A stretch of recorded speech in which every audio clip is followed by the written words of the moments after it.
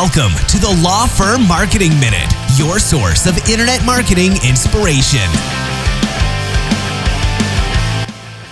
Hey everyone, and welcome to the Law Firm Marketing Minute. I'm your host, John Henson, and this week here at the office, we are getting ready for our quarterly planning session. By the time this airs, we will have already had it, but basically it is, if you're familiar with the EOS model, it's basically it's called the Entrepreneur Operating System, and it's basically just a way to structure your business internally so that you're constantly setting goals, you're constantly reevaluating things and just keeping an eye on everything. It's a really good systemized way to just keep moving forward, keep growing.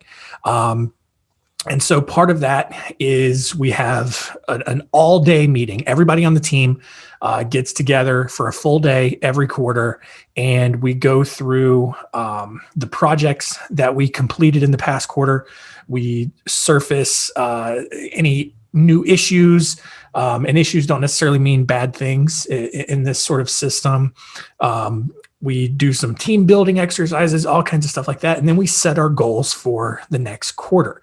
And there's so many good lessons that you can learn from doing things this way. The first one is the idea of traction. And traction is literally a term that EOS uses. And it's essentially means something is better than nothing. You know, you're constantly doing things to move your business forward. Some days you may not move the needle as much as others, and that's okay because you're still doing something. You're still moving forward in some way. And so, you know, for example, I had 5 projects this quarter. I was only able to fully complete 3 of them, which bothers me internally for just because I don't like the idea that I didn't complete something. But at the same time, what I did complete of those incomplete projects is still moving us forward in some small way.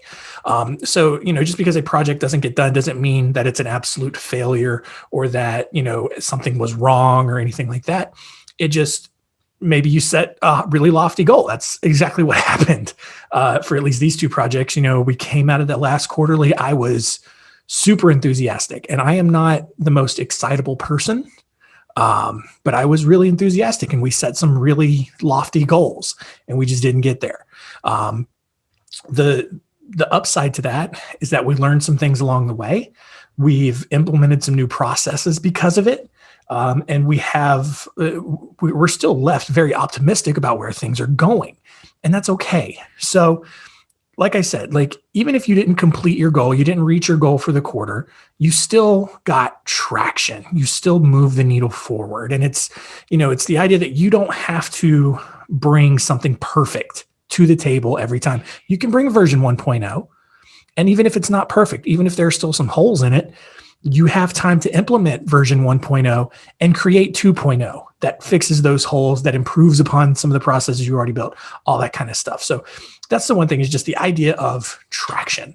All right. The second one that I think has really helped us is just help us understand who we are and what we're doing, what our overall mission is, and all of that stuff. And there's a huge visualization component of it. You know, we don't have, you know, it's not like some elaborate vision board or anything like that, but, you know, part of EOS, you have a vision section, and you have like a 1-year plan, a 3-year plan, a 10-year plan.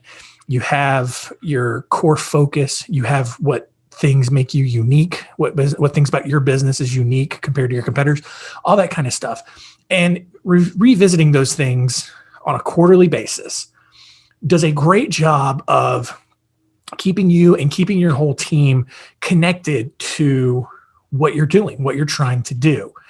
You know, and so as a small business, whether you're a law firm, a CPA, financial advising firm, whatever it is that you're doing, making sure that your team is still connected to the focus and to what your overall firm's goals are is really important to keep that buy-in, to keep that enthusiasm. You know, a lot of people my age and younger, they're looking to change jobs. You know, they're just kind of, they 2020 made him realize like, I may not really like what I'm doing right now. And, some people are getting disillusioned with the, the life choices that they made before, and they're looking for other jobs. And so whether you are looking for ways to keep people engaged, keep people bought in, keep them around, especially if they're good employees, or you're looking to expand, or you're looking to bring on, people that more fit the company culture that you've created, this is a great way to do that. And so constantly looking at that, even making revisions to it, that's okay. You're going to revise your 1-year plan every year, but you're also going to look at your 3-year plan. All right, what can we do this year to meet that 3-year goal? And then your 10-year plan is just your moonshot, your just big, perfect world scenario of where you want your firm to be in 10 years. And all of that is just a great way to remind yourself, and to see that, to visualize it, helps people then obviously create goals to meet those targets. And so that's really good. And that's something that I personally think is very helpful. And so look, I don't want to, this isn't going to be a full podcast about EOS, though we will have a center stage episode in the coming months about EOS. But if you're interested in learning more about it right now, this is not a sponsored podcast by any means, but this is something that we do. And this is something that was top of mind for me. And I wanted to share it because I do believe it is really helpful. But go check out the book, What the Heck is EOS? I don't have the author of the book in front of me, but just look up What the Heck is EOS. I'm sure you'll find it. It's probably not many books by that title, but it'll tell you everything you need to know about the EOS structure, from day to day to quarterly to annually. And it's pretty simple. It's not a hard process to follow, I don't think. I mean, I've also been doing it for 2 or 3 years at this point, but I definitely do recommend it. I've seen how our business ran before we started EOS, and I've seen how it's run after. And to me, there's a lot more solid direction, very clear goals, very clear expectations as to what we're all trying to accomplish. And maybe some of that stuff wasn't as clear because we were just relying on supervisors and bosses and owners to communicate that regularly. And now we don't have to rely on that. We can see it. We all have access to it. We can all see it right in front of us. And so we all know where we're headed. So look, we're coming into the second half of the year. Things are kind of starting to, especially in the summer, for a lot of people, it's pretty slow.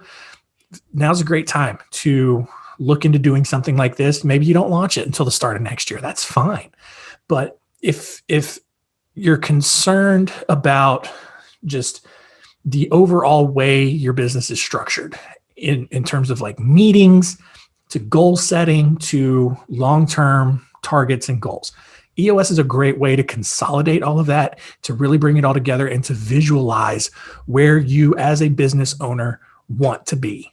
All right. So I know that wasn't a very marketing related topic, but EOS can definitely contribute to your marketing in some way by helping you, establish and really visualize some good marketing goals. So check out What the Heck is EOS. I highly recommend it.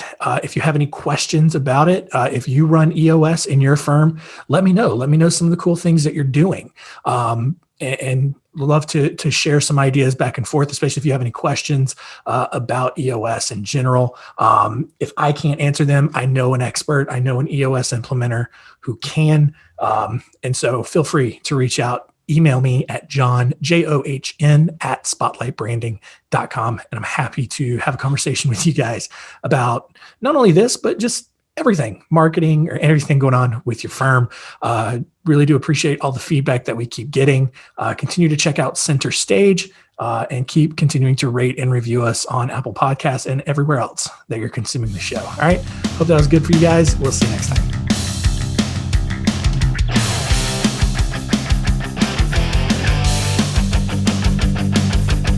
Thanks for joining us. Please visit lawfirmmarketingminute.com for more information. We'll see you next time.